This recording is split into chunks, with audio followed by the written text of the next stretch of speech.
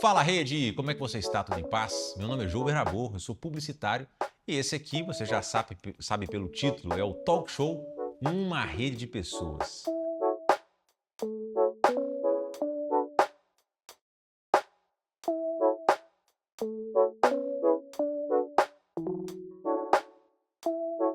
Um programa que eu tenho a oportunidade, o privilégio de entrevistar pessoas e descobrir histórias, né? Os desafios, a criatividade das pessoas, o que move essas pessoas que estão neste mundo chamado planeta Terra. E naturalmente isso passa por família, isso passa pelo empreendedorismo, isso passa pelo um serviço que nós entregamos para o mundo. Assim, a sua função aqui não é só nascer, a gente tem que melhorar o mundo. E eu trouxe aqui, neste episódio, um cara formidável da região do Vale do Aço, que faz parte, uma importante história ele possui no mercado imobiliário e também ele tem uma passagem já, né, conhecendo um pouco a história, você vai vendo que algumas características das pessoas já estão de fato nas pessoas. Ele tem uma passagem relevante pela política da cidade de Ipatinga, que também fica no Vale do Aço. Então, eu tenho aqui a felicidade de ter uma conversa para que você aprenda também com a história de um cara que tem muitas histórias afetivas. Alex Imóveis, mas Alex, qual que é o seu nome todo? Bom, muito obrigado pelo convite, né? Eu estou muito feliz de estar aqui com você. Falar um pouquinho da minha história, para mim, é uma alegria muito grande, porque a minha história também se confunde com a história e o crescimento da nossa cidade, Muito né? bom. O meu nome completo é Alexandro Espírito Santo Oliveira. Olha isso. E aí, no passado, né, lá no início, quando eu comecei a caminhar, a trabalhar, os meus colegas de trabalho acharam melhor que falasse Alex, né? Porque Alex. o Alex é mais fácil de gravar, né? Ah, E aí ficou Alex, Alex, Alex e chancelou com e chancelou a com empresa, Alex. né? E Alex chancelou com a Imóveis. empresa, Alex Imóveis. Muito bom. É, Aqui, nesse talk show, Uma Rede de Pessoas, é claro, né? O nosso insumo aqui são as pessoas, né? O nosso insumo, que é a pessoa. E aí a gente tem uma audiência, naturalmente, a gente destina uma atenção ou a gente destina uma mensagem àquelas pessoas que geralmente se envolvem com o empreendedorismo, né? Que tem ali um projeto que venha transformar uma sociedade, né? Algumas pessoas até com o âmbito nacional. E quem é a sua rede de pessoas? Então, a minha rede de pessoas são aquelas pessoas que no cotidiano, né, que estão direto ou indiretamente ligadas a mim, né, que fazem parte aí desse universo, né, que eu vejo assim, que eu chego, né, que eu atinjo, né, que são pessoas ligadas ao mercado imobiliário, né. Como você disse, eu tive uma pequena passagem, uma pequena contribuição na política aqui da cidade. Também nós fizemos assim muitos amigos e eu vejo assim, é, tudo passa por aquelas pessoas que estão mais próximas de mim, né? Então, minha família, né, meus amigos, e os nossos clientes, né, as pessoas que estão ali todo dia conosco. Eu não sei a data que você está vendo esse vídeo, mas exatamente nesse período real que estamos, o Alex ele se encontra numa fase vamos chamar assim, pós-política, né? E é uma fase direcionada mais ao empreendedorismo e à responsabilidade da imagem dele como alguém na sociedade. Enfim, todos nós somos políticos, né? Mas ali, né, eu vejo que hoje você se manifestou muito mais uma conduta de um empreendedor. Mas eu queria falar um pouco disso, assim, porque são poucas pessoas que vão para o caminho da política. Por mais que seja o grande assunto dos jornais, dos portais, das revistas, né? Ainda assim são poucas pessoas numa sociedade que elas se desenvolvem para esse caminho, entendendo que é um caminho importante e um caminho que dá para ser transformado. Assim, como é que foi essa sua entrada para a política, assim, na cidade de Ipatinga, ou se vem antes? Como é que nasceu esse seu interesse político? Na verdade, assim, a questão política comigo, ela já vem acompanhando há muitos anos, né? Desde época de escola, faculdade, né? Sempre tive aquele espírito de estar à frente, né? De trabalhos dentro das escolas, liderando turmas, liderando colegas. Inclusive, tem uma escola aqui na cidade que os meus colegas me conhecem como líder. Eles não falam o meu nome, só fala líder, né? Então, assim, a gente sempre teve à frente, né, para poder estar tentando melhorar, né, o ambiente que né, a gente vive nele. E a política, eu sempre gostei porque ela faz parte do nosso dia a dia, né? Eu nunca tinha, assim, entrado de cabeça, eu nunca tinha, né, militado política, como foi agora nos últimos 5 anos. E, e assim, eu acho que eu fui motivado pelas questões sociais, sabe? Até por questões de trabalho social que nós fazemos, né? Trabalho social que eu fazia em outra região aqui do estado de Minas, com visitas e tudo. Então você vai vendo ali a carência, você vai vendo a necessidade que as pessoas dependem do serviço público, né? E o serviço público ele tem diretamente uma, uma ligação muito grande no dia a dia da vida das pessoas. Você vê que pessoas precisam de consulta, exames, cirurgia, pessoas precisam de remédio, né? Pessoas precisam que libere ali um projeto mais rápido, libere ali uma situação mais rápida, né? Que o município, né, ele possa fazer. E muitas vezes a gente vê um sistema público um pouco engessado, um pouco demorado, um pouco moroso, né? Então a gente quis levar para dentro da política talvez essa experiência que nós temos aqui fora, né, de fazer com que as coisas possam acontecer e que pudesse isso melhorar a vida das pessoas na cidade. Eu vou assim, tentar ser específico numa dúvida que realmente é particular. Assim. Quando você surgiu, a cidade, e eu vou falar também por mim, já te conhecia, e esse surgimento eu vou falar que é um surgimento popular, porque ao seu redor, provavelmente pessoas já sabiam desse seu viés político, né? Eu não sabia. Eu sabia que existia a Alex Imóveis, né? Que era uma empresa ali no Vale do Aço, que hoje tem 20 anos, né? A Alex Imóveis. E aí surgiu um candidato a prefeito da cidade, que era um jovem, né? Eu não lembro exatamente a idade dele na época, mas era um negócio que não era comum, assim. E que muitas pessoas, inclusive, no caso é o atual prefeito da cidade de Ipatinga, muitas pessoas falam assim, "Cara, esse cara não ganha nunca." E é um argumento muito fácil de acreditar mesmo, porque era um jovem, né? E aí, nas minhas observações, eu já era publicitário naquele tempo, nós estamos falando de algo também que é recente. Eu fiquei observando, falei assim, cara, mas e aí? Como fortalecer a imagem de um jovem como este menino, mas não é menino, não é uma ofensa isso, saca? Mas você olha assim, sabe, naquele cenário de vários homens, né? Com aquele aspecto mais velho, você vê aquele menino, que é um jovem com as suas competências e tudo mais. Mas aí eu vi que no meio dessa caminhada existia uma figura, eu vou levar um pouco na linguagem da publicidade, um pouco paternal ali. E ali estava o tal do Alex Imóveis, que começou a fazer em algumas pessoas essa compensação.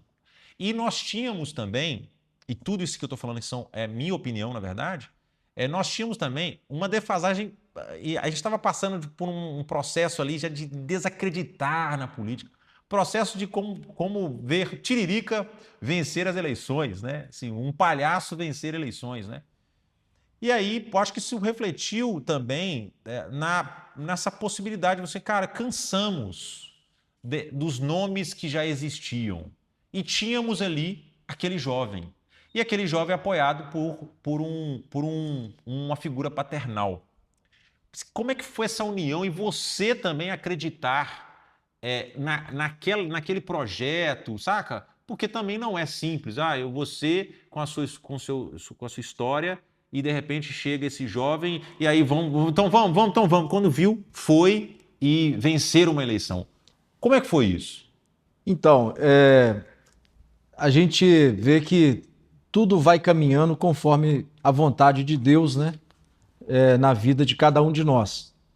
Eu me recordo que, bem antes de eu ter contato direto com ele, eu visitando as casas aqui em Patinga, fazendo avaliação em imóveis, e eu via na fala das pessoas uma necessidade de mudança.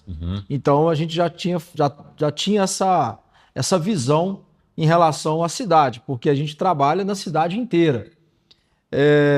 Depois eu comecei a ver pessoas dizendo assim, olha, eu vou mudar de Patinga, eu não estou aguentando mais, aqui não tem oportunidade, aqui a gente não consegue crescer. Eu ouvi pessoas falando até em tirar investimento daqui e levar para outra cidade.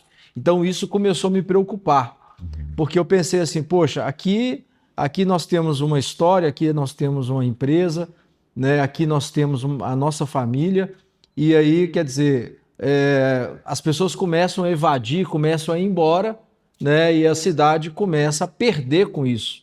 Então, com essa preocupação da perda que a cidade começou a ter, né? E até tem esse lado político, né? Que ficou muito desgastado, né?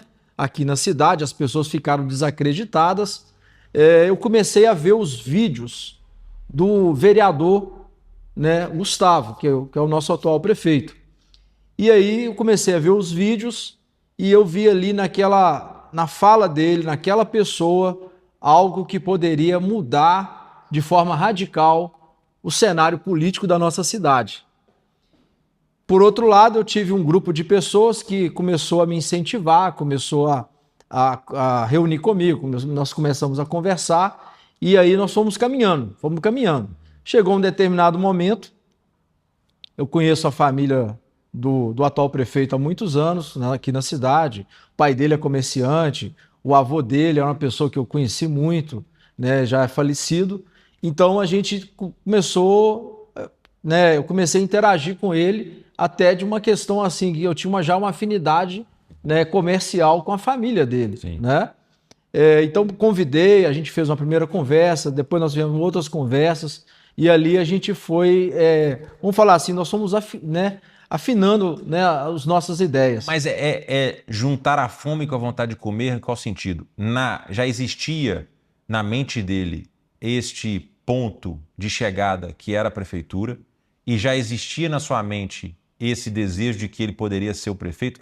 Era isso ou, olha, eu me identifiquei com a postura desse vereador, desse jovem vereador, e acredito que alguma coisa, como é que foi, entendeu? Assim, como é que se define isso? Como é que nasce isso? Assim? Na verdade, assim, ele já estava no processo, né? Como ele já era um vereador, né? Com mandato, né? Já de 1 ano e pouco. Ele já tinha uma estrutura por trás dele, que para uma pessoa, né, chegar onde nós chegamos, tem que ter uma estrutura, né? Uma estrutura partidária, uma estrutura de apoio financeiro. Então, assim, ele já estava vindo, ele vinha construindo isso. E a construção minha do lado de cá já foi um pouco diferente, porque como foi uma coisa muito, muito de repente na minha vida, então eu não tive tempo de fazer essa construção. Né? Eu não tive tempo de, por exemplo, ter um apoio partidário forte, como ele tinha, né? Mas eu representava uma classe, né, e represento uma classe, que é a classe empresarial, os comerciantes, né? Eu estou ali no centro de Patinga com a Alex Imóveis há 20 anos, mas antes da Alex Imóveis eu já sempre trabalhei no centro da cidade.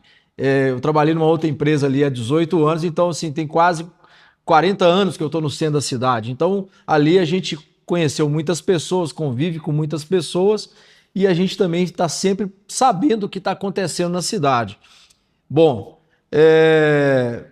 com a estrutura política que ele já tinha, né, de partido, já de pessoas ajudando já na preparação para essa candidatura, ele precisava de uma pessoa que realmente trouxesse um equilíbrio para a imagem dele, para a campanha, né, uma pessoa que desse para assim, uma segurança para a cidade, né? Porque uma pessoa que fosse madura, uma pessoa que fosse, né, que tivesse, né, um comprometimento, né, como nós temos hoje, né, um comprometimento empresarial, porque nós geramos emprego, né, nós pagamos impostos. Então, assim, o perfil do Alex realmente foi um perfil ideal para aquele momento, né, para que ganhasse aquela eleição, né, para que trouxesse uma esperança nova aqui para a cidade de Patinga. Mas assim, e nessa experiência, né, a gente acompanhando a história, existe ali um momento que existe um rompimento, né? E sem querer entrar em assim, tantas explicativas, né? Rompimentos acontecem porque pensamentos não funcionam tão bem juntos e aí essas coisas acontecem. Assim, como é que foi isso, assim, sabe? Porque, assim, quando existe esse rompimento, como que sai de um rompimento desse com a mente também tranquila e com a compreensão, com a maturidade? Porque quando você entra para a política, eu acredito que deva existir essa ideia do cara que quer assim, pegar as coisas com as próprias mãos e fazer justiça e tal, mas aí, às vezes as coisas não estão saindo do seu jeito, assim, e onde você sentiu que errou nesse processo todo? Então, eu acredito o seguinte: a política ela é uma caixinha de surpresa. A política ela é um campo minado, né? Para mim foi uma experiência muito importante, foi muito relevante, né, na minha vida como pessoa. Ali dentro eu fiz muitos amigos, ali dentro, né, eu aprendi muito com muitas pessoas, né? Ali dentro também eu dei minha contribuição, né? Eu trabalhei, eu me esforcei, né? Claro que o que tem que ficar claro para as pessoas, né, né, na cidade, para o entendimento das pessoas é o seguinte: para dirigir a cidade, para dirigir uma empresa, para dirigir uma casa, você tem que ter uma pessoa que seja o cabeça, que é o responsável. Você não consegue, por exemplo, ter duas pessoas mandando dentro de uma casa, você não consegue ter duas pessoas mandando dentro de uma empresa, e você não consegue ter ali dentro duas pessoas mandando dentro de uma prefeitura. Então, houve talvez um equívoco por parte de muitas pessoas achando o seguinte, que o Alex que iria administrar ou ajudar a administrar a cidade. Ajudar a administrar a cidade, sim, desde que o prefeito, né, desde que ele aceitasse as minhas opiniões. É diferente. Sim. Então, o tempo todo, eu respeitei a questão hierárquica. É ele que manda, não sou eu. Né? Se ele precisar de mim, eu estou à disposição dele. Né?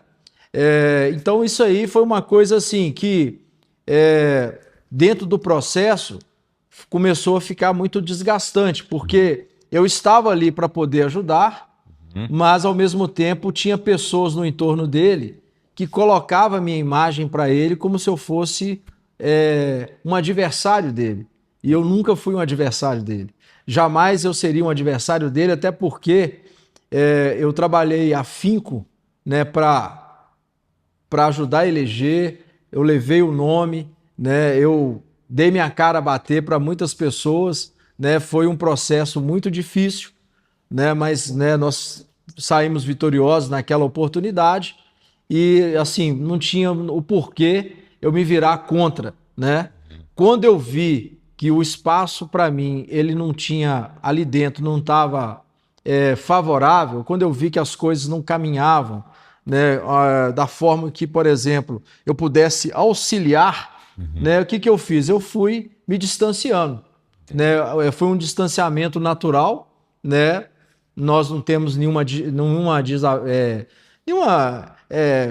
desavença, nós não temos nenhum problema, né? Eu vejo que ele é uma pessoa bem intencionada, eu vejo que ele é uma pessoa que ele realmente quer melhorar a cidade, e aí a gente, né, para ele fazer isso tudo, ele depende de pessoas. Então, né, ninguém faz nada sozinho. Então ele tem que ter bons companheiros, bons assessores, pessoas também bem intencionadas para poder fazer, né, as mudanças que a cidade precisa. Um líder e seus conselheiros executivos, né? Com certeza, nós precisamos de bons conselheiros, né? Qual que é, assim, vivendo agora o que você viveu, qual que é o papel do vice-prefeito? Assim, o papel, assim, qual que é, a função do vice-prefeito em sua execução? Porque na cabeça da população, da massa, eu creio, que assim, o vice-prefeito ele acaba tendo um papel de quase uma substituição quando necessário. Então a gente vê naqueles momentos ali de solenidades em que o prefeito não pôde, né, estar presente, estava lá o vice-prefeito. Uma entrega de alguma obra, o prefeito não estava, ele estava lá o vice-prefeito. Então a gente vê muito o vice-prefeito nesse momento de, olha, faltou o prefeito, está lá o vice. Mas, executivamente falando, assim, o que é o papel de um vice-prefeito? O vice-prefeito, o papel dele é muito simples, né? Às vezes as pessoas, muitos não entenderam, pelo menos, né, eu tive essa experiência porque eu fui questionado o tempo todo em relação ao meu papel ali dentro da prefeitura, mas o papel do vice-prefeito é só substituir o prefeito na ausência dele, né? Talvez, por exemplo, uma licença que ele tira de férias, né, ou uma licença de saúde, ou se o prefeito vier a faltar, né? Se o prefeito, por exemplo, né, se ele for cassado, se o prefeito, se ele tiver algum problema, se tiver algum problema que impeça a administração dele, aí o vice-prefeito ele assume. Então eu falava muito para as pessoas o seguinte: o vice-prefeito ele é como um jogador reserva, né? O que um jogador reserva faz? Ele só assiste o jogo, né? Por quê? Porque quem faz o jogo são os titulares. Então, por exemplo, o vice é um jogador reserva. Ele está ali aguardando, né, para que ele seja chamado. Fora isso, ele não tem nenhum papel lá dentro da prefeitura. É interessante que, assim, na minha cabeça, não vivendo a política de modo íntimo, que é o bastidor ali numa prefeitura e tudo mais, já participei, né, já desenvolvi campanhas políticas, mas não vivi, né, essa atmosfera. Tem uma expectativa de que o vice-prefeito fosse, vamos colocar um termo chave assim, Batman e Robin, saca? Assim, ele tinha que estar bem antenado, ele era uma dupla. Na agência de publicidade tem a dupla de criação. Você vai encontrar alguém ali que, opa, eu tô com uma ideia aqui, às vezes o cara é um diretor de arte, o outro cara é um redator, e aí se eles se conectam ali e criam uma peça publicitária. Eu tinha esse entendimento, que assim, olha, o vice-prefeito tem que estar conectado ali e de alguma forma o vice-prefeito passa até a ser um conselheiro. Mas isso é o que eu penso mesmo, assim, não é nenhuma provocação, não, olha, eu acredito que é o que deveria ser para a sociedade, o certo é esse, eu tinha isso na minha cabeça. Eu vou te dizer uma coisa assim, olha, eu cheguei a pensar até um pouco além disso que você está dizendo. Eu acho que toda contribuição que tem o papel de um vice-prefeito para uma eleição, quando a dupla assumisse ali aquele mandato, todo documento que fosse assinado ali durante aquele mandato, o vice-prefeito tinha que dar uma chancela. Uma testemunha. Ele tinha que chancelar. Política, né? Por quê? Porque aí você valorizaria a função do vice-prefeito. Porque, na verdade, assim, quando você vai partir para uma campanha política, o vice-prefeito é tão importante quanto o nome do prefeito. Ali são duas pessoas, né, que são escolhidas pela sociedade, né, e que arrastam milhares de votos. Quer dizer, só que na hora de fazer a gestão, isso tudo muda. Mas a gente também tem exceções. Nós temos municípios aqui no estado de Minas Gerais, e até aqui no Vale do Aço, que o prefeito e o vice-prefeito é Batman e Robin. Entendido. Né? Existe esse cenário. Eles andam juntos, eles fazem um trabalho juntos, eles estão ali juntos na comunidade, né? Existe esse cenário. Né? Então, quer dizer, isso depende de cada lugar, de cada posicionamento político, né, da cidade. Coloquei aqui a definição: fé pública. Fé pública é um conceito jurídico que se refere à presunção de veracidade e autenticidade atribuída a determinados atos, documentos ou declarações, quando emitidos por autoridades ou pessoas legalmente autorizadas para isso. Então, você teria você ou o vice-prefeito é dado à fé pública. Exatamente, é isso aí. Seria, ó, tudo aquilo que for ser feito na cidade, os dois foram eleitos, né? Então, o vice tinha que ali chancelar.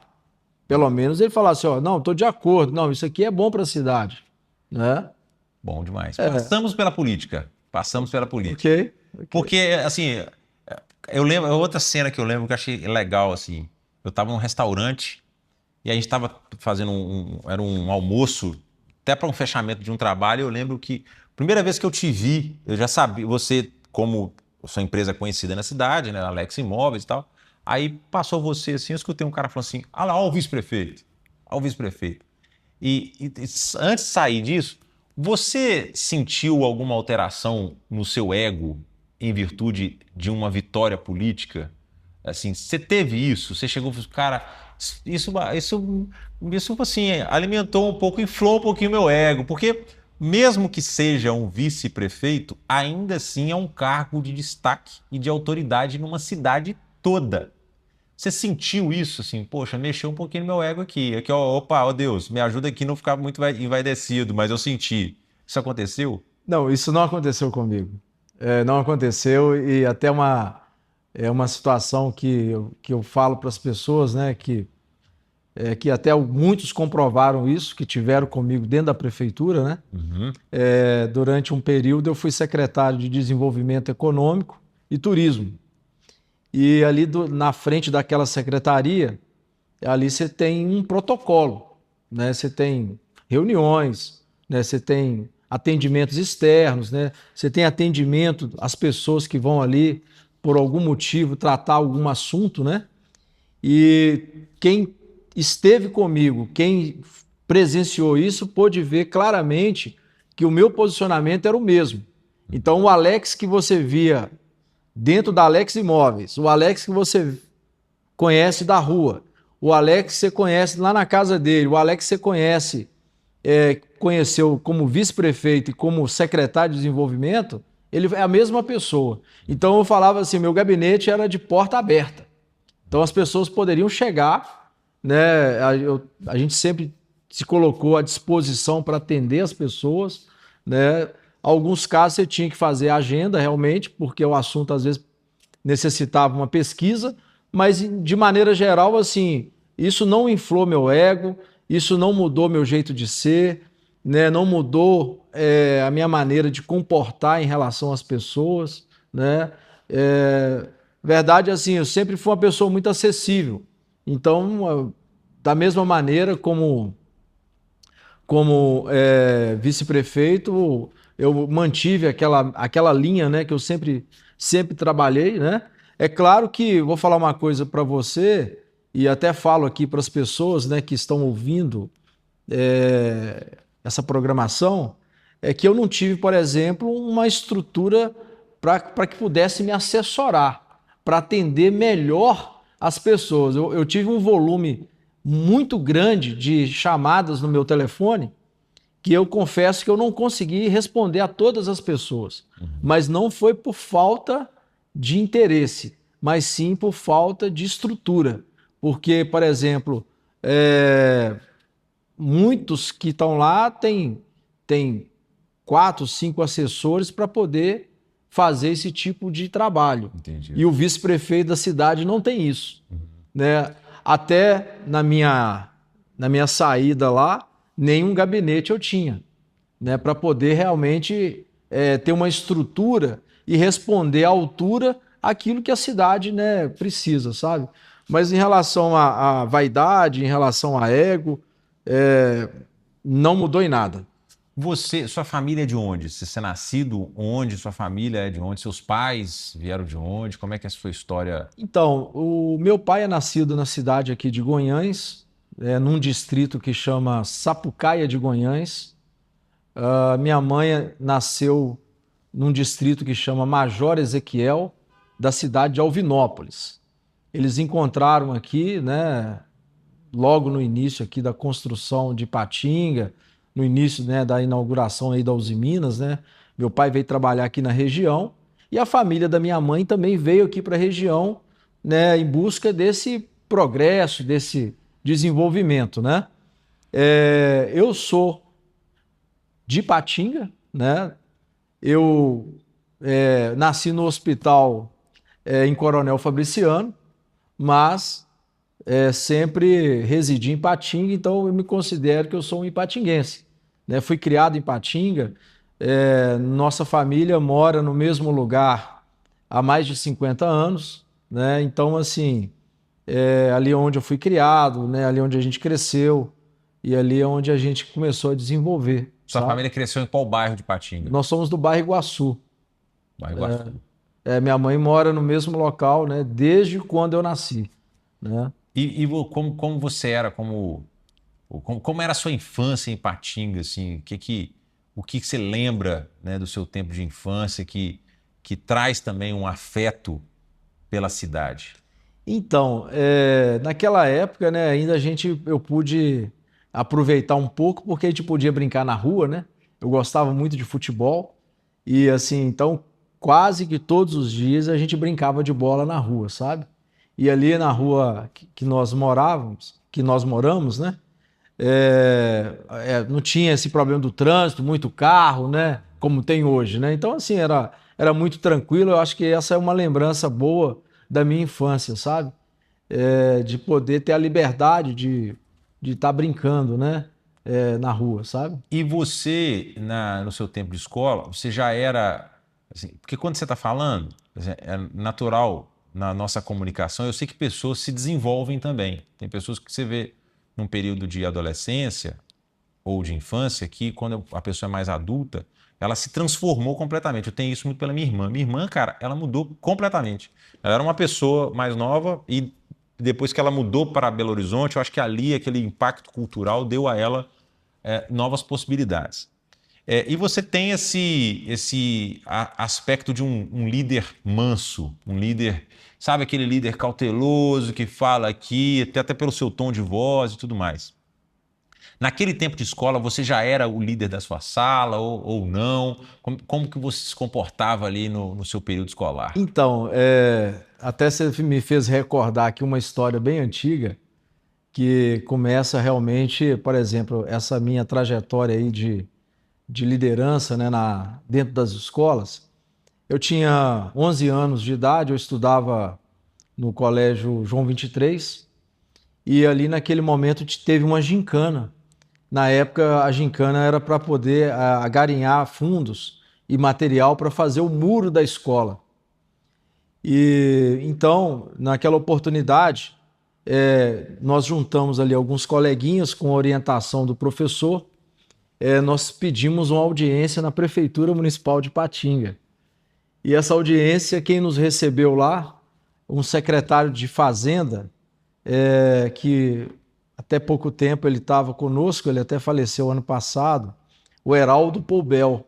O Heraldo nos recebeu e, e ali nós tínhamos ali um pedido para fazer, que era uma doação, né, para fazer lá o muro da escola. Então, naquela oportunidade, eu me recordo muito bem, ele pegou um cartão dele e colocou lá a quantidade de tijolo, colocou a quantidade de brita, né, e tudo, e mandou a gente pegar num depósito, mandou a escola pegar num depósito aqui da cidade. Então, isso para mim foi uma coisa que marcou muito, porque ali a gente teve uma ação, né, uma ação de cidadão, uma ação política, já com 11 anos de idade, né? Ainda naquele período, Envolvendo autoridades. envolvendo autoridades. Naquele mesmo dia lá, naquele período, nós também solicitamos ele um ônibus para que a gente pudesse fazer uma excursão para Poços de Caldas. Isso na época estava na moda, né? Então, assim, muitas escolas aqui, os alunos estavam indo lá para o sul de Minas passear. E aí ele também nos concedeu um ônibus, né? Então, fizemos uma viagem para Poços de Caldas, nós conseguimos lá, dentro desse pequeno grupo, nós levamos lá, acho que eram uns 20 alunos da nossa turma, né? E também eu ajudei a liderar isso, sabe? Então foi uma coisa muito bacana, porque isso é uma coisa assim que está na memória da gente e que ali eu acho que tudo começou na questão do envolvimento com as atividades, né, do coletivo, né? Então começou com a atividade ali da gincana da escola, aí depois nós fizemos essa viagem, né, com os nossos colegas de turma, né? E assim eu comecei a desenvolver, né, e me envolver dentro das questões, né, do coletivo, né? E na sua casa, assim, foi dado a você um direcionamento profissional para que você seguisse um caminho acadêmico ou um caminho de trabalho, assim? Porque quando a gente entra para o mercado, tem momentos que assim, as pessoas acabam vendo aquela bolha. Assim, você cresceu na sua escola, você cresceu naquele lugar, e aí você acha que todo mundo é daquele jeito, né? E quando você descobre, você chega no mercado, você descobre pessoas, às vezes, que a caminhada daquela pessoa foi o empreendedorismo já muito cedo, né? E nem todo mundo passa olha, com digamos, aquele ensino, ó, você vai crescer, você vai entrar para a escola, você vai fazer uma faculdade, você vai fazer isso aqui, depois você vai fazer um intercâmbio. Tem jeito não. Cara, aqui, ó, na escola o cara já começou a trabalhar e já começou a desenvolver aqui, já começou a fazer aquilo ali. Como que foi a orientação da sua casa, assim, com seus pais em relação aos estudos e em relação ao mercado de trabalho? Então, meu pai era uma pessoa muito simples, meu pai era um motorista, trabalhava muito, né? Saía muito cedo de casa, chegava tarde. Minha mãe é uma dona de casa, né? E assim, o estilo de criação nossa foi sempre assim, próximo deles, né? Próximo deles. Bom, eu, dentro da minha casa, eu tinha um sentimento assim de ver uma mudança, uma mudança, uma mudança econômica dentro da nossa casa, uma mudança, né, para desenvolver ali, né, aquele ambiente que a gente morava. Quando eu saía de casa, por exemplo, para ir para a escola ou para ir para a igreja, né, que eram os locais que eu tinha mais contato, né, diariamente, né, eu podia, às vezes, conversar com alguém ou perceber ou ver alguma coisa assim e falar assim, gente, muitas pessoas têm uma condição melhor de vida, né? Eu comecei a fazer esses parâmetros, sabe? Como E se fosse um choque com uma realidade. exatamente, um choque com a realidade, né? E aí eu via no meu pai, por exemplo, que a força dele de trabalho, ela não passava daquilo que ele fazia, né? Bom, eu gostava também muito de assistir programas de televisão, por exemplo, de debates, que falava sobre política, falava sobre empresa, que falava sobre indústria, essas coisas assim, que aquilo tudo me chamava a atenção. Então, às vezes, eu ia para a escola, eu tinha uma tarefa dentro de casa que era cuidar, né, da casa. Minha mãe, né, limpava a cozinha, eu limpava banheiro, eu tinha que varrer o quintal. Então, ali eu já tinha dentro de casa uma tarefa, eu já tinha uma obrigação de executar algo, sabe? Então eu acho que ali também eu fui treinando também, né? Para trabalho, vamos dizer assim. E quando chegou um determinado momento, né, da minha vida, eu fui convidado para trabalhar com uma família, né? Que, vamos falar assim, eles fazem parte hoje, né, com certeza da minha família, porque são pessoas que eu gosto. Foi a empresa onde eu comecei a trabalhar, certo? Porque ali eu aprendi, né, a ser corretor de imóveis, ali eu aprendi, né, tive a oportunidade de conhecer muita coisa. E o empreendedorismo na minha vida, ele veio através da questão de querer melhorar. Mas assim, não houve um direcionamento direto da minha família. Eu acho que isso foi uma coisa natural. Foi um fluxo. Foi um fluxo. Teve uma situação que quando eu tinha 14 para 15 anos, o meu pai, eu falei com o meu pai que eu ia me inscrever no Senai da Uzi Minas. Eu falei, ô pai, eu quero trabalhar na Uzi Minas. Aí ele falou para mim, não, filho, eu não quero que você trabalhe na Uzi Minas, porque eu acho lá dentro perigoso, aquela área tem muito risco, tem barulho, tem isso, tem aquilo. Ele foi falando algumas coisas assim que, Mas né, era a vivência dele. era a vivência dele, né? Era a vivência dele. Então, nós passamos ali um diálogo assim de uma noite inteira. Eu confesso para você que naquele momento lá eu chorei muito, porque eu tinha uma expectativa de entrar no Senai e depois trabalhar dentro da Uzi Minas. Você chorou na frente do seu pai ali. Mas ele, né, sabiamente, meu pai, esse jeito que eu tenho assim de conversado, né, isso eu aprendi, né, com ele, é o jeito dele também. E ali ele sabiamente ele foi me conduzindo, né? Ele falou: "Não, meu filho, eu acho que assim é melhor para você e tudo". E aí eu fui aí através da orientação que ele me deu, eu permanecia onde eu estava trabalhando. Quando chegou na idade de fazer faculdade, eu já comecei também a fazer faculdade, sabe? E já pensando, né, em desenvolver algo, né, fora da Uzi Minas, fora da área de siderurgia. E quando você fala de faculdade, como é que foi o desejo de um determinado curso, assim? Como é que startou? Ah, eu quero fazer curso tal. E aí, quem foi que te estimulou? Porque você já mostrou aqui que seu pai fez um direcionamento para uma carreira. Ele deixou claro qual carreira não, Exatamente. mas deixou um leque aqui de possibilidades. Então, Exatamente. como é que foi essa escolha acadêmica? Então, a escolha acadêmica eu acho que também teve uma contribuição, né, do meu ex-patrão, né, quando eu fui funcionário. Ele era contador e ele era advogado. E ali, com aquela convivência com ele, aquele dia a dia ali dentro da imobiliária, né, a gente conversava muito. E então ele me aconselhou, por exemplo, a fazer um curso de ciências contábeis. Muito Então, bom. então fiz o curso de ciências contábeis, né?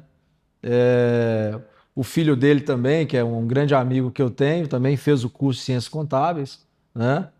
Então, assim, nós né, tivemos esse direcionamento ali dentro do trabalho, sabe? Eu não sei como que é em um curso de ciências contábeis, mas eu acredito que tenha as milhares de opções, assim como tem em um curso de publicidade. Porque quando você vai ser publicitário, você tem várias camadas da publicidade. Você pode ser um cara especialista em mídia. Você pode, hoje, com o ambiente digital, hoje com inteligência artificial. Então, no meu tempo não tinha essa, mas já existia um lex. Assim como um médico. Sim. Que eu vou ser médico, ele vai escolher várias camadas da medicina. Sim. Quando você estava lá fazendo a faculdade, a sua mente já estava 100% voltada a essa contabilidade imobiliária ou você estava assim, opa, eu estou num ambiente que pode ser que eu vá para um outro caminho. Já tinha um direcionamento na sua busca ali? Na verdade, assim, eu fiz o curso, né, até para ter um conhecimento maior, para realmente para aprender, né, para aprender mais, né?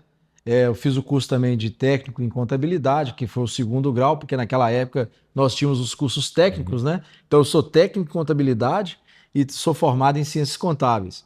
Mas, na verdade, assim, mesmo lá dentro da faculdade, em momento nenhum despertou em mim o interesse de caminhar, por exemplo, para ser um contador, ter um escritório, ser um contador, né, para fazer contabilidade de empresa, ou ser um contador tributarista, ou ir fazer um concurso público, né, e trabalhar né, num órgão público. Isso nunca passou pela minha cabeça. Por quê? Porque naquela época eu já tinha um envolvimento muito grande com o trabalho imobiliário. Eu falo o seguinte, que eu assumi muitas responsabilidades muito cedo. Então, por exemplo, eu comecei com 13, mas lá com 18, 19, 20 anos, eu já fazia parte ali de uma peça importante naquela dinâmica da administração da imobiliária, sabe? Então, eu pegava muita coisa, assumia muita coisa assim para fazer, né? Eu gosto de fazer, E aí o que que acontece? Então isso naturalmente foi me envolvendo, né? Foi me envolvendo. E depois eu fiquei analisando o seguinte, olha, eu tenho que trabalhar naquilo que eu sei fazer, é naquilo que eu aprendi a fazer, né? Que é a área imobiliária, né? Eu não te perguntei, você é de uma família, você tem quantos irmãos? Se o seu irmão mais velho, mais novo, como é que é na sua família? Então, na nossa família, nós somos 4 filhos, né? Eu sou o filho mais velho. Abaixo de mim, eu tenho uma irmã, que é a Alessandra. Abaixo da Alessandra tem a Roberta. E abaixo da Roberta tem o João Paulo. Então, nós somos 4 filhos. E esses 4 filhos, né? Lá atrás, a Roberta, por exemplo, a gente que é muito mais, assim, sempre foi mais próximo, né? Um do outro. A Roberta, eu encaminhei ela também muito cedo para o trabalho. No trabalho você está falando do mercado imobiliário, Do né? mercado imobiliário. Ela entrou no mercado imobiliário. Aham. E ali ela trabalhou na época conosco 10 anos, né? Ela aprendeu muito, ela, né, vivenciou também muitas coisas. E depois nós, né, com esse projeto da Alex Imóveis, eu convidei ela, né, para vir, né, ser minha sócia na imobiliária. E nós dois juntos, dentro da Alex Imóveis, a gente convidou meu irmão. Meu irmão era jovem, né? Era o primeiro emprego dele. Então ali a gente foi incentivando ele, né?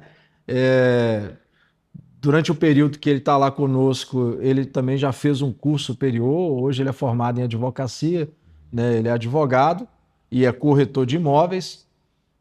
E depois, agora, poucos anos para cá, minha irmã, Alessandra, ela trabalhou muitos anos aqui numa empresa, a empresa foi embora da região, então nós fizemos um convite para ela estar conosco também. Então hoje, todos nós trabalhamos juntos. E você é corretor de imóveis e já tem um bom tempo. E hoje, assim, eu tenho a felicidade de trabalhar com vários tipos, né, de corretores do mercado imobiliário, do loteamento, do aluguel, da venda, da casa de alto padrão. E o corretor de imóveis, nesse tempo que nós estamos vivendo, ele entrou num hype, né, principalmente porque ele trabalha com o produto mais caro da prateleira. E você vê de fato que existem corretores de imóveis que ganham mais do que.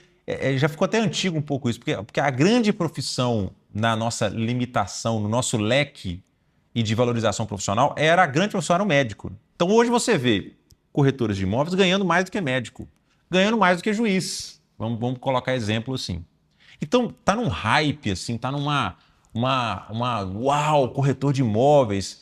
E as pessoas, né, algumas pessoas entram sem entender a dificuldade que é os desafios. Mas, enfim, toda essa reflexão, porque você pegou um momento de ser um corretor de imóveis em que o corretor de imóveis não estava inserido naquela resposta. O que você quer ser quando crescer? Aí o que era legal? Advogado, dentista, médico, entendeu? E você não estava ali, né, sendo falado. Então você pegou o corretor de imóveis naquele tempo que não tinha glamour. E como é que foi, assim, naquele tempo já tinha o Cresce ou o Cresci? Como é que foi essa inserção? Como é que as pessoas na sociedade te viam quando você falava corretor de imóveis? Porque ainda você não era o Alex Imóveis, um empresário com uma carteira de mais de tantos 800 mil apartamentos, enfim, imóveis e tudo mais. Então, o que que acontece? Realmente eu vivi várias fases do setor imobiliário, sabe? Comecei lá no final dos anos 80, então nós pegamos ali aquela fase dos anos 90, a troca de moeda, o plano real, né, e etc. Plano cruzado. Então a gente pegou uma fase muito diferente, né, porque o Brasil também era um país que ele era retraído na questão do desenvolvimento. Depois, quando começou o mercado econômico a abrir, começou a fazer uma movimentação diferente na economia, de um modo geral. E a gente sabe que a moradia, né, que o imóvel é o sonho de todas as pessoas, né? A pessoa ela quer ter uma casa, ela quer ter uma família, ela quer ter um carro e ela quer ter um bom emprego. Então são essas 4 coisas que a pessoa ela almeja, né? E a casa é um sonho, né? A casa é uma coisa que ela quer realizar. E isso esse cenário ele foi melhorando, né, nos últimos anos, né, com esses programas que foram criados no incentivo da construção e no incentivo da casa própria.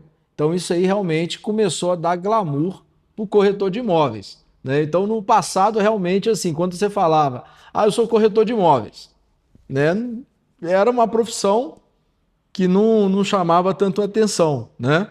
Porque realmente tinha outras profissões que elas sempre tiveram no topo, né? No ranking das profissões. Mas hoje, assim, hoje, graças a Deus, a gente vê a importância do corretor de imóveis, né? Na sociedade, porque o corretor de imóveis ele também tem uma responsabilidade, que é a responsabilidade de realmente fazer o negócio acontecer, porque aquilo ali tem um sonho de alguém, né? Nós trabalhamos com o sonho das pessoas, né? Nós trabalhamos ali às vezes com a vida da pessoa, a gente trabalha ali com o sentimento, né? Com aquilo que a pessoa vem construindo durante muito tempo.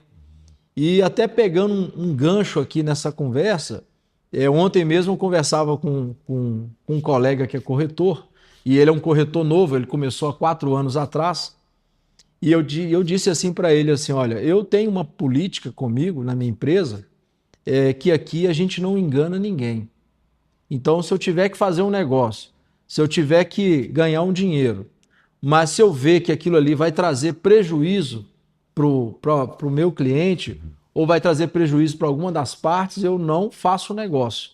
Eu oriento a pessoa, eu falo para a pessoa, porque o que a gente precisa ter e fazer é construir relacionamentos, sabe? Que isso é o mais importante, sabe? O dinheiro ele é uma consequência de um trabalho bem feito. Eu vejo dessa maneira, sabe? Porta de entrada, assim, na relação desse mercado imobiliário, eu vejo também muitas críticas. Por quê? É muito falado assim, o número de profissionais que às vezes vão entrar pelo mercado imobiliário. Alguns porque eu fui ser uma profissão e não dei certo e acabei entrando. Isso foi muito falado durante muito tempo, por mais que hoje tenha uma profissionalização do corretor de imóveis, a gente vê que o sarrafo aumentou. Ótimo. Mas tem muito aquela história de profissionais que de alguma forma compram o Cresce, né? Ou, eu não sei até hoje se é Cresce ou Cresci, né? Mas, enfim, compram a certificação para executarem a profissão no mercado. E aí você, naturalmente, começa a entregar uma qualidade de profissionais que não são tão boas. O que também não foge mais às profissões tradicionais, né? Com a popularização do ensino e tornando a educação de modo também canibal, você vai ver em todas as áreas aí bons profissionais e excelentes profissionais. Mas, como a gente não tem essa regularização acadêmica, porém ainda tendo uma certificação séria, existe uma entrada no mercado de profissionais que não são tão bons assim. Como que você visualiza isso e como ser diferente nesse mercado que, principalmente agora, tem um desejo acentuado por causa dos ganhos financeiros, mas isso gera uma competitividade muito grande também para que você esteja no mercado? Então, o que acontece? Nós temos o órgão regulador que é o Cresce, né? Então, o Cresce, a pessoa que quer ser corretor de imóveis, ele tem que passar por um curso, né? E ser credenciado, né, pelo conselho e para que ele possa trabalhar como um corretor, né, habilitado. E leva quanto tempo mais ou menos esse processo? Hoje, em média, tem levado de 1 ano a 1 ano e meio, né, dependendo do local que a pessoa vai fazer esse curso, né? E aí a pessoa ali ela vai aprender algumas matérias, né, relacionadas a mercado, relacionada à avaliação, né, o conhecimento que a gente precisa ter para poder aplicar na profissão.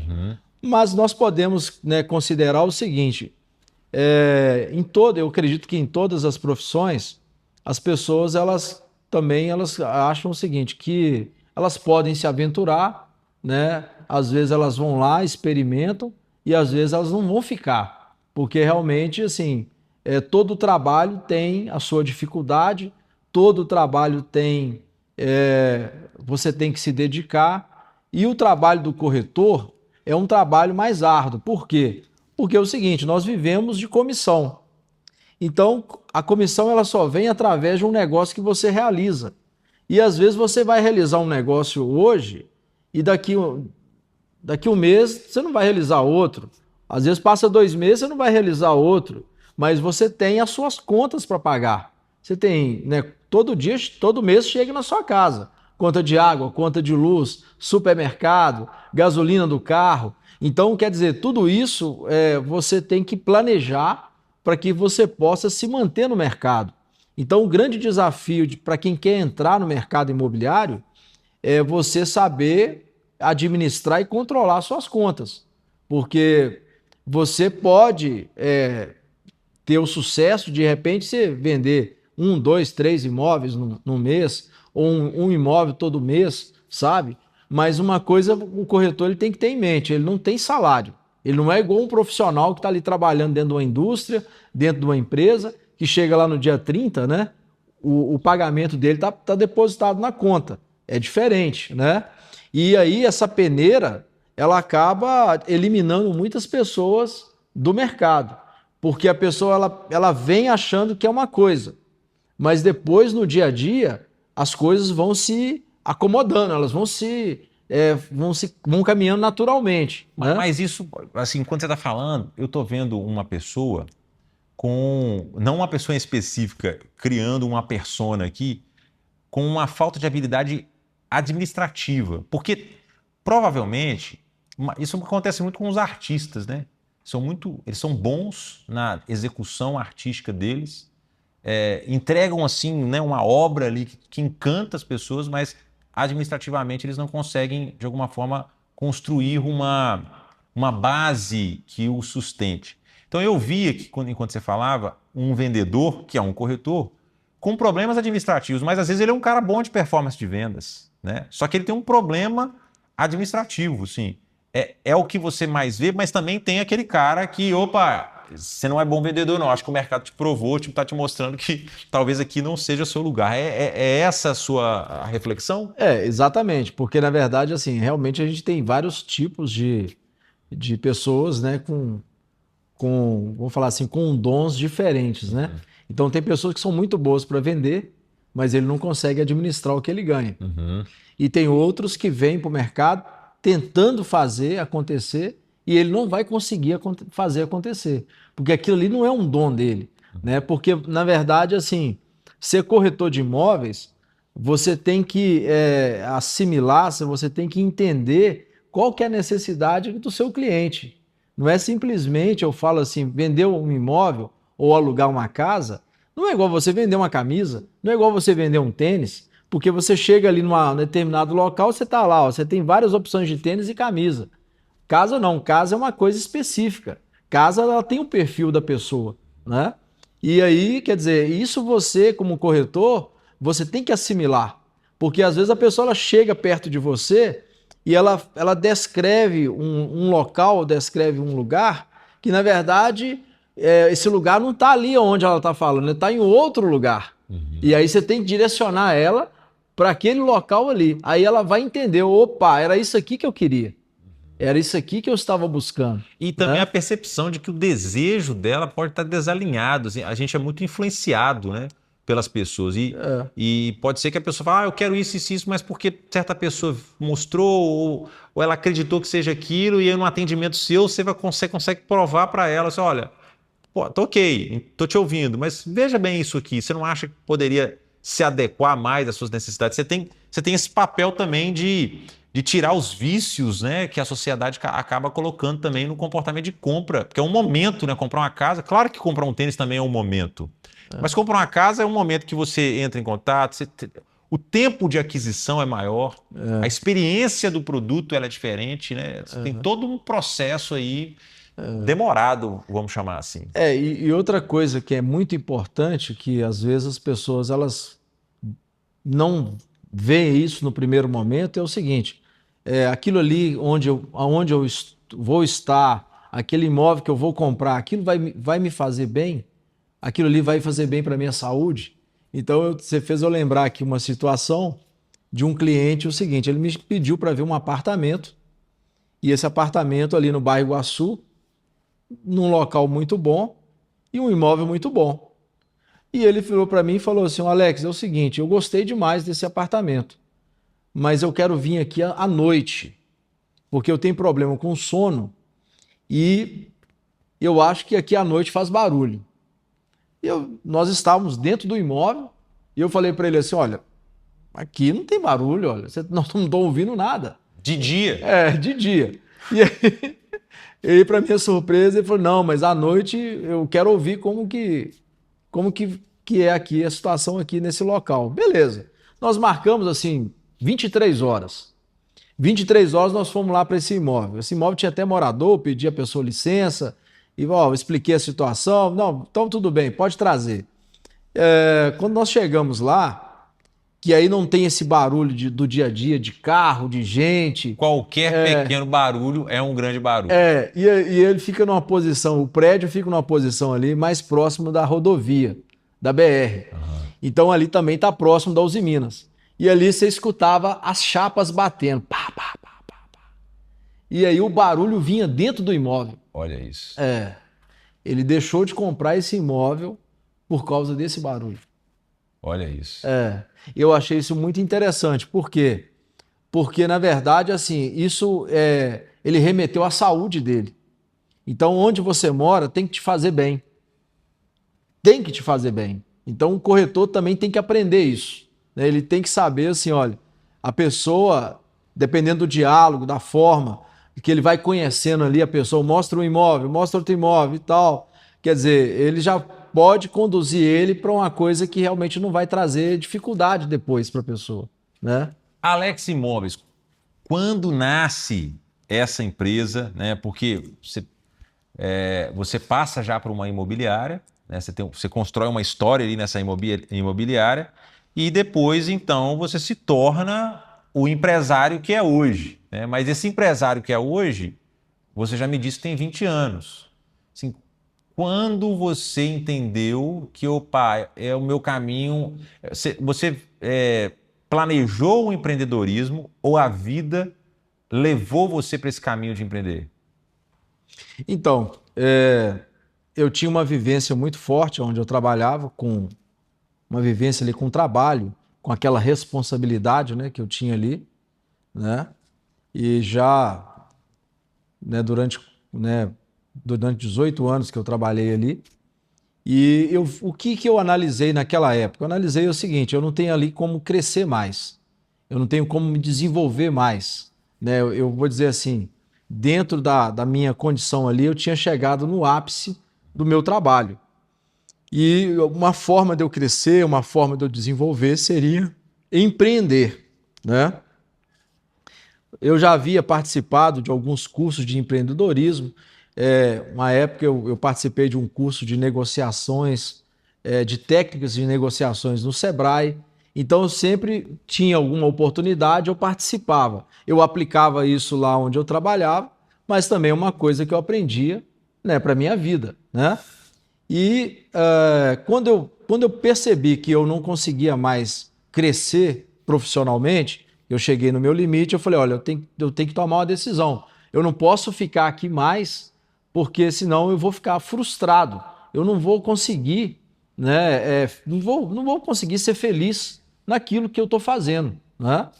E ali nós começamos a idealizar um projeto, né, 2 anos antes de iniciar as atividades da Alex Imóveis, né? E a gente foi trabalhar a questão de economia com dinheiro, a questão da logomarca da empresa, criação do nome, o local onde nós íamos trabalhar. Então foi tudo assim, foi tudo feito um trabalho de planejamento, né? o conhecimento que eu já tinha já me dava um pouco dessa bagagem, né? E foi um desafio, né? Porque, assim, empreender é desafio, né? Você não tem uma fórmula pronta, né? Você tem que acreditar e o seu coração ele tem que estar no negócio, né? É claro que primeiro, né? Deus ele tem que estar à frente de tudo, né? A gente tem, né? Tem muito, né? Dizer assim que todas as coisas que a gente faz, seja liderar uma empresa, liderar um grupo, ou você está ali fazendo qualquer atividade, você tem que primeiro entregar para Deus, né? Aquele dia de trabalho, aquele projeto, aquela ação que você tem, né? Porque quando Deus ele abençoa, né? As coisas vão acontecendo naturalmente, sabe? Mas é uma coisa desafiadora, porque você tem uma ideia, né? E aquela ideia as pessoas têm que comprar ela. Eu me lembro que né, eu já conhecia muitas pessoas aqui na cidade e eu tinha um conhecido que ele foi lá me visitar no primeiro ano, ele foi lá me visitar no segundo ano e ele foi lá me visitar no terceiro ano. A partir do terceiro ano, ele começou a fazer negócio com a minha empresa. Por quê? Porque ele começou a sentir realmente confiança, né? E falar assim, não, esse aqui realmente veio para poder também ocupar um espaço, né? Então, quer dizer, as pessoas também, elas estão o tempo todo te testando, te monitorando, sabe? E então, esse trabalho, ele foi um trabalho que ele foi acontecendo naturalmente, sabe, ao longo desse tempo. O empreendedorismo no Brasil, ele, por mais que nós temos grandes exemplos, né? Mas ainda assim ele é uma criança, né? Eu falo da nossa região, inclusive, a gente foi muito estimulado para a indústria, porque a indústria movimenta a economia. Então, agradecemos à indústria, né? E aí a gente tem esses dados, né, de empresas que nos 5 primeiros anos, a maioria das empresas já fecham. Logo, com 20 anos, a gente tem aí Alex Imóveis e você deu certo. Assim. Quando você percebeu, minha empresa deu certo. Porque eu sei, 20 anos, ok, 20 anos. Mas o empresário, sempre tem sede. Ele fala, não, você quer mais? Quero mais, eu quero avançar mais, eu quero servir mais, eu sei disso. Mas tem um momento que você fala assim, cara, essa empresa deu certo, essa empresa, existem cases, existem pessoas, e não quero te deixar uma tendência de resposta, mas quando que você sentou, que você estava em pé, que você estava no trânsito, você falou assim, Deus, deu certo. Você teve esse momento? Rapaz, eu não tive esse momento, não.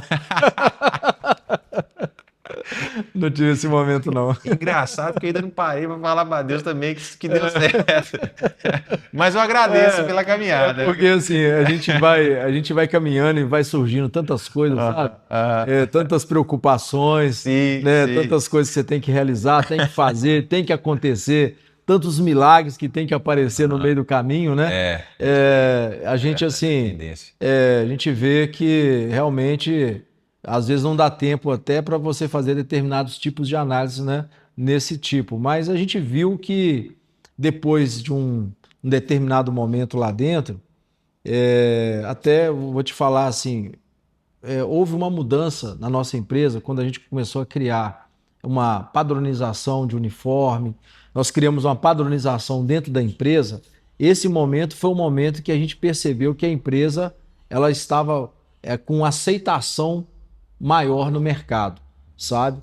Então, eu tinha uma meta na época que eu trabalhava com ela e todos os anos eu conseguia bater essa meta e aumentar um pouco, sabe? Sim. Então, isso era uma coisa muito interessante.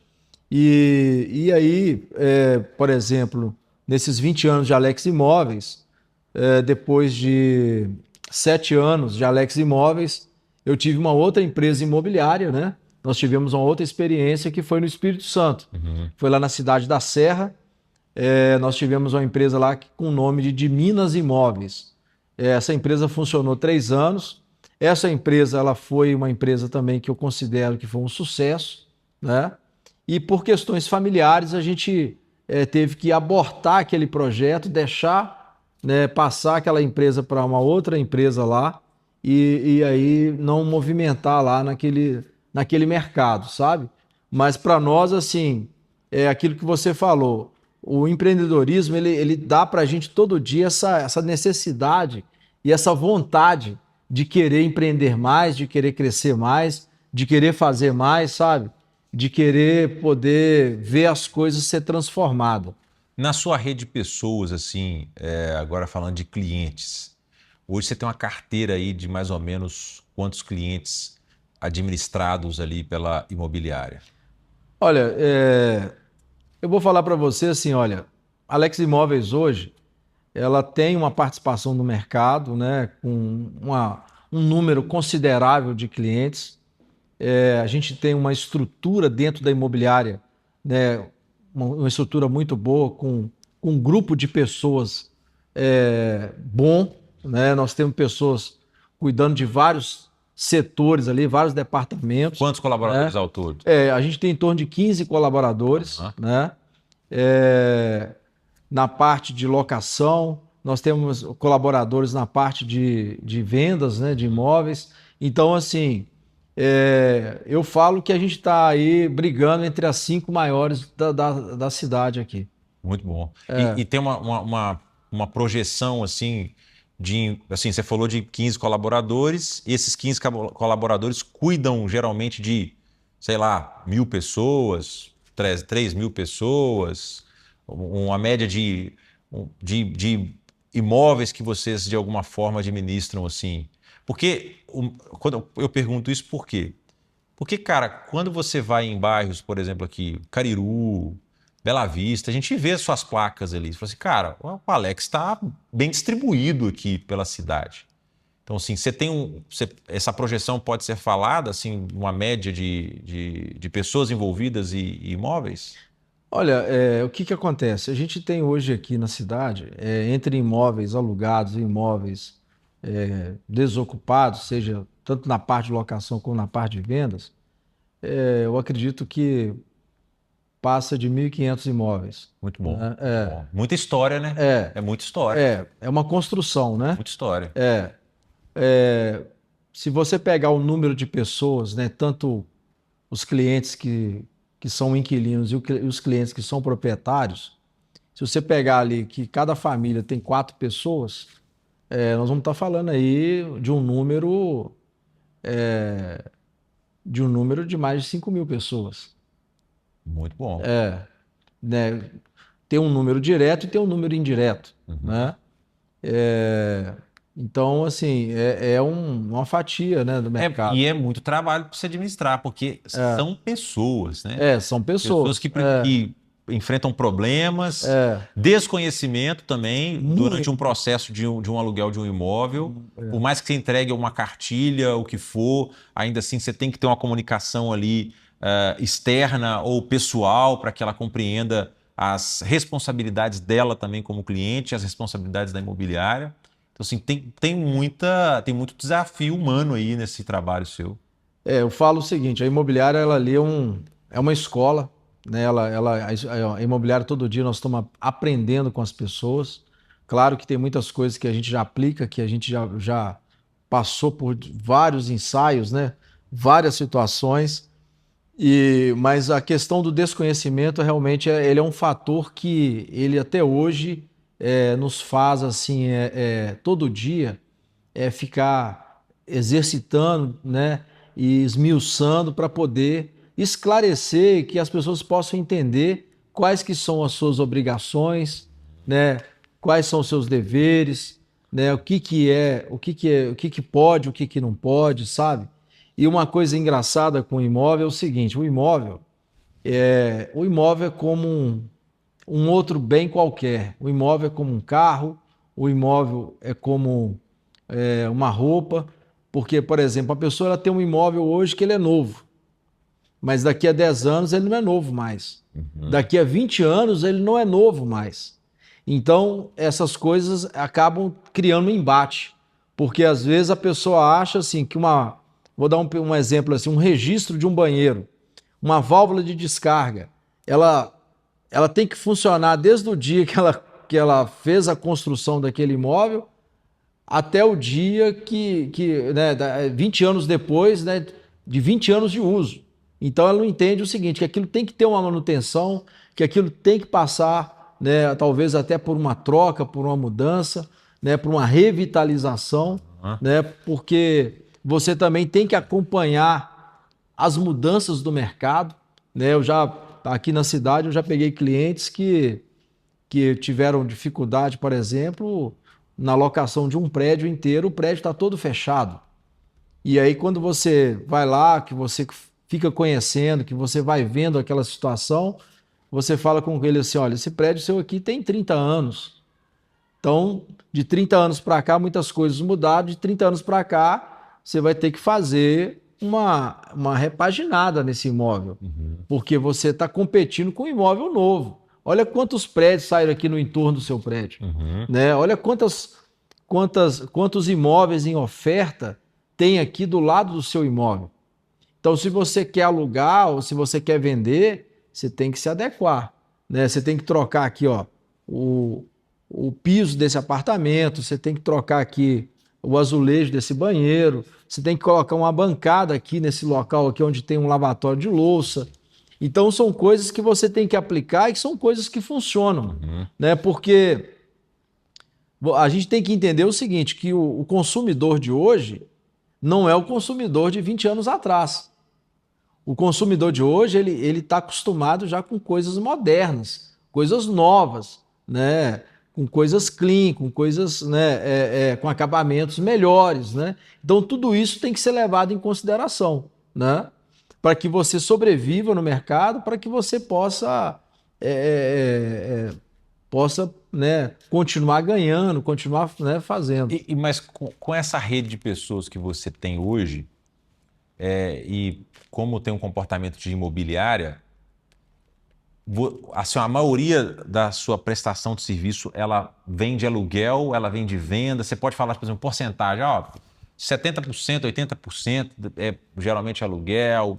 Assim, você tem essa mensuração hoje no seu negócio? Tenho. Hoje, assim, o nosso negócio ele tem um volume maior de locação, né? Porque locação nós fazemos todos os dias, né? Nós entregamos vários imóveis, né, semanalmente. E a parte de vendas realmente ela é um pouco menor em relação à locação, porque a gente sempre dedicou a locação em função do que aquilo que a gente fez a vida inteira, né? Mas a gente tem lá uma equipe que trabalha a venda também. Eu não sei se é uma percepção minha por agora, mas eu vejo que o mercado ele começou durante um tempo, de uns talvez 5, 10 anos para cá, falar muito de venda, né? Venda, porque a venda você vendeu, você pega sua comissão, alguns casos ali 5%, tem casos ali 3%, enfim. E aquele valor que você, né, que você falou, o cara chega, pega lá e peguei 150 mil, né? Mas ele tem que administrar a vida dele.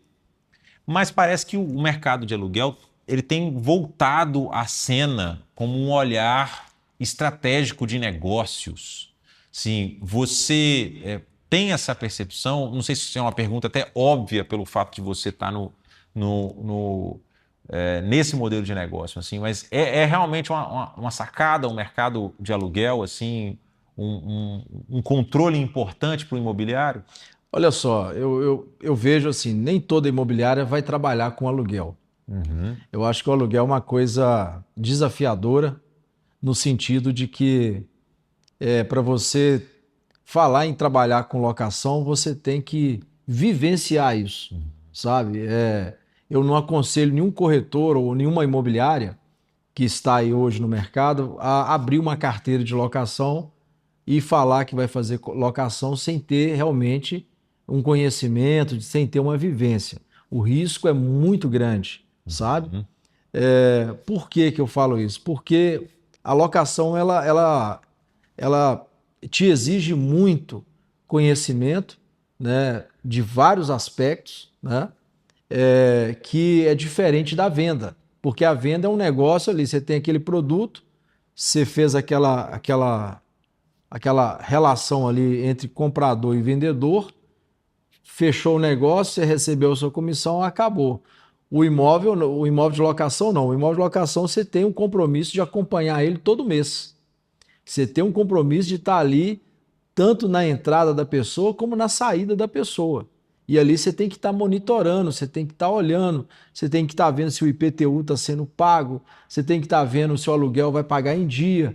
Então você vai fazendo, você tem que saber avaliar a ficha da pessoa que vai alugar. E às vezes tem pessoas que elas tentam, né, de alguma maneira te induzir, né, te pressionar. E assim, então tem uma série de coisas que você vai vivendo ali dentro no dia a dia que realmente não tem uma regra. É tudo um aprendizado do tempo, né? A gente sabe que, por exemplo, em tempos onde tem uma retração na economia do país, o setor de vendas ele é muito afetado. Porque, por exemplo, se você não tem dinheiro sendo injetado para poder, né, fazer crescer as construções, né, fazer crescer as vendas, né, na parte de financiamento habitacional, o que acontece? Começa as vendas, né, a cair, né, e aí o cara, para sobreviver, ele precisa ter uma outra renda, né? Se ele vive só de vendas, né, como que ele vai fazer?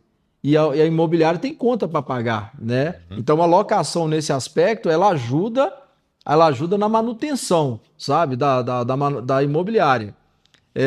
E aí, realmente, por esse aspecto, realmente é um negócio interessante, sim, porque ali vai te ajudar a manter aquelas contas até o mercado voltar, né, naqueles picos, né, melhores, né, com aquecimento e tudo. Mas assim, locação não é uma coisa para amador. Locação é uma coisa para profissional, para quem entende. Com essa visão assim desse câmbio imobiliário, como é que é a sua relação particular com o mercado? Você é um investidor do mercado também, assim, eu tenho casas, eu compro casas, eu também coloco para alugar, ou você também se abriu para outros tipos de investimentos? Eu também invisto em CDI, eu também em renda fixa, ou também invisto em renda variável. Como é que é seu comportamento financeiro com uma visão de longo prazo? Então, o que acontece? Nós vivemos num país que a economia ela é sempre um desafio para nós, né?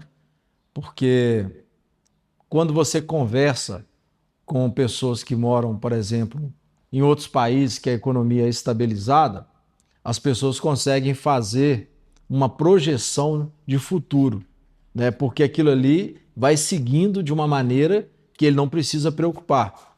Mas vivendo aqui uma economia que ela é flutuante, né? Ela tem altos e baixos, depende também de quem está no governo, de quem não está no governo, né? Então tudo isso influencia o mercado e influencia a entrada de dinheiro aqui no mercado brasileiro.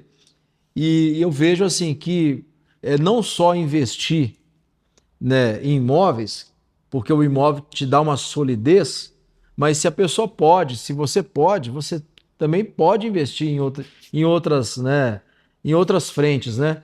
A gente diz assim, quando uma frente não está boa, a outra te ajuda, né?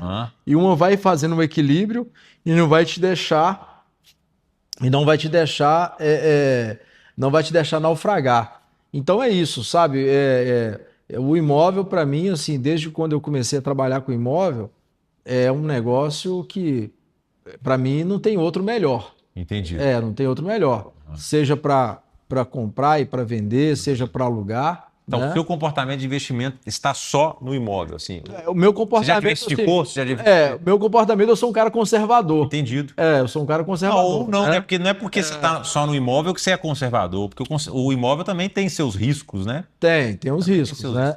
Na verdade, você é tradicional do imóvel mesmo, né? Eu sou uma pessoa que vivencio isso todo dia, né? Ô Alex, como é que a gente se conheceu?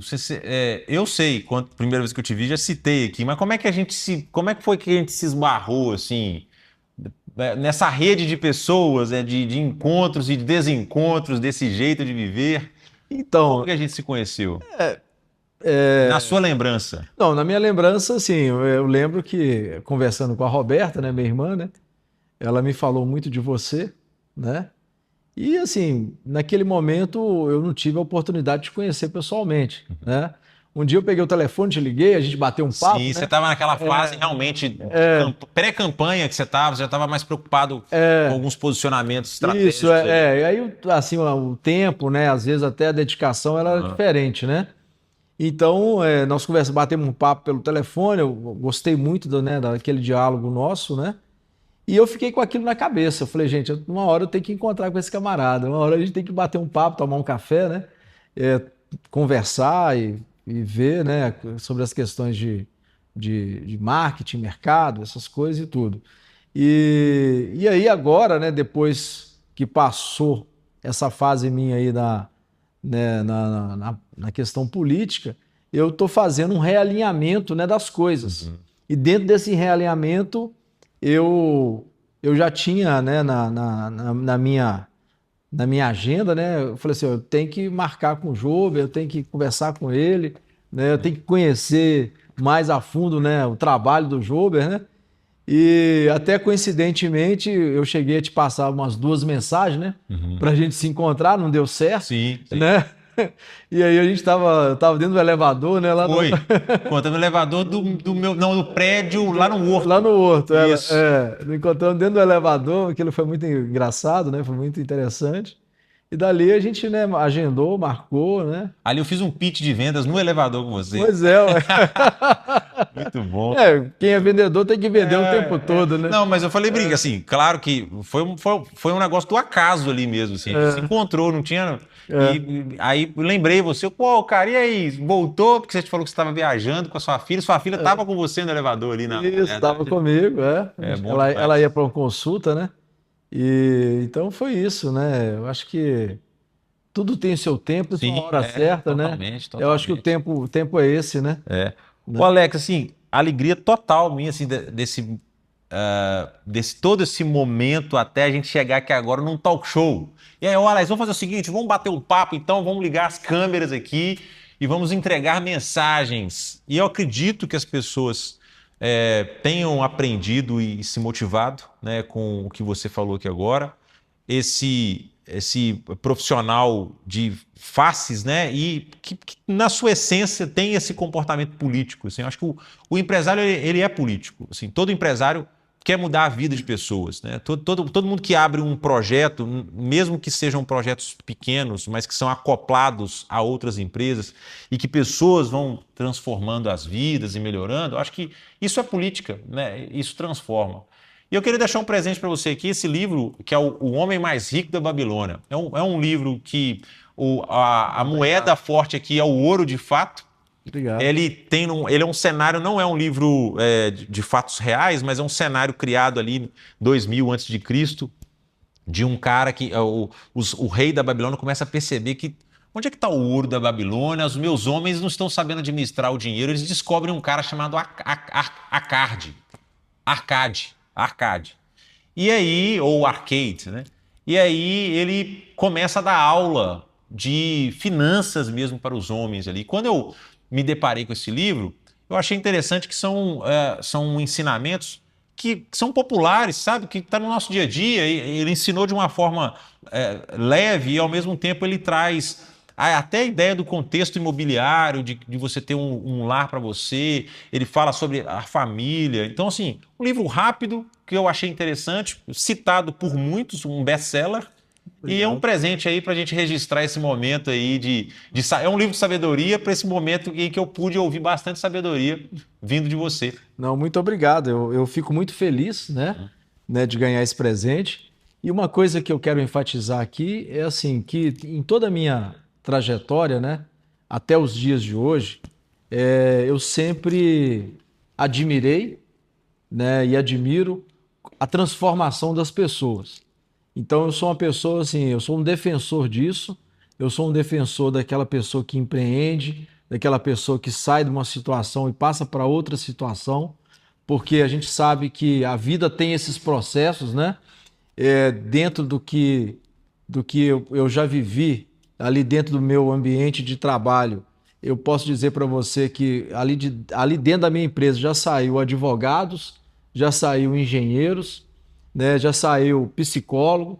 Então, pessoas que trabalharam comigo, que começou a estudar uma faculdade, formou e ali saiu um profissional. E uma coisa que eu sempre disse, assim, eu nunca fui uma pessoa para desmotivar ninguém, pelo contrário, sempre motivei.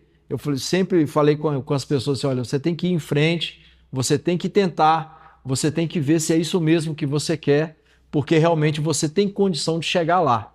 Eu tenho um funcionário que eu gosto de contar essa história. Eu encontrei ele na rua vendendo picolé. Eu sou uma pessoa assim que às vezes o tempo não dá, às vezes não dá chance pra gente nem de parar para poder comprar um picolé na rua. E aí parei naquele dia, era um dia muito quente, eu vi aquele moço subindo, empurrando um carrinho de picolé ali num morro aqui, no alto da Boa Vista. E ali o seguinte, ali eu parei e falei, vou chupar um picolé. Aí comecei a chupar um picolé, me deu vontade de chupar outro picolé, e ali nós começamos um diálogo. E ele começou a contar a vida dele para mim e falando que daquele carrinho de picolé ele cuidava da casa dele, da família, dos filhos e tal. E eu gostei tanto daquela história, eu gostei tanto da pessoa dele que eu perguntei para ele, mas o senhor só sabe vender picolé? O senhor não sabe fazer outra coisa? Ele falou, não, eu sei fazer isso, eu também sei fazer pintura. E lá no início da Alex Imóveis, né, a gente estava estruturando a equipe, e eu disse a ele assim, olha, eu vou precisar de um pintor, eu vou precisar de uma pessoa para trabalhar comigo nessa área. E aí nós tivemos um encontro, tivemos 2 encontros, e às vezes o tempo demorava um pouco, né? E no terceiro encontro que nós tivemos, eu falei com ele assim, agora chegou a hora, se o senhor quiser, o senhor vem para cá porque o senhor vai trabalhar comigo. E ele falou assim, não, mas eu já estava esperando já o senhor me convidar, porque ele falou assim, eu já tinha até feito uma oração a Deus e Deus falou assim, ó, ele vai te chamar, né? E então eu vejo assim, ele hoje, né, tá conosco já há mais de 15 anos, né, que ele trabalha conosco lá, e para nós é uma alegria muito grande ver que a vida dele também foi transformada através disso, né? E dizer para as pessoas assim, olha, que há oportunidade para todos, né? A gente tem que buscar essa oportunidade, buscar aquilo que a gente gosta de fazer, buscar empreender, porque empreender é uma coisa muito boa, né? Com responsabilidade, né? Fazendo as coisas certas, cumprindo com os clientes, fazendo tudo aquilo que, né, for necessário, que aí a sua empresa, o seu negócio, ele vai ser um sucesso. Dentro da minha empresa saiu também uma outra empresa, que é uma empresa de desentupimento. Eu incentivei uma pessoa, ó, compra uma maquininha de roto-router. Hoje ele tem caminhão, hoje ele tem funcionário. Olha isso. Então, assim, você vê que... E deve atender os seus clientes, né? Não, além de tudo, atende os clientes da imobiliária. Olha né? isso, legal. Então, assim, uma coisa vai puxando a outra. Muito né? bom, muito bom. Te agradeço demais, Basta cara. querer. Que momento, muito bom. Muito obrigado, viu? E você que assistiu até aqui, já deixo aqui naturalmente essa genuína frase e desejo final vindo do Alex. Eu agradeço a sua atenção. Eu acredito que esse é um momento que você sentiu inspiração, motivação para avançar também aí no seu dia a dia, nos seus desafios.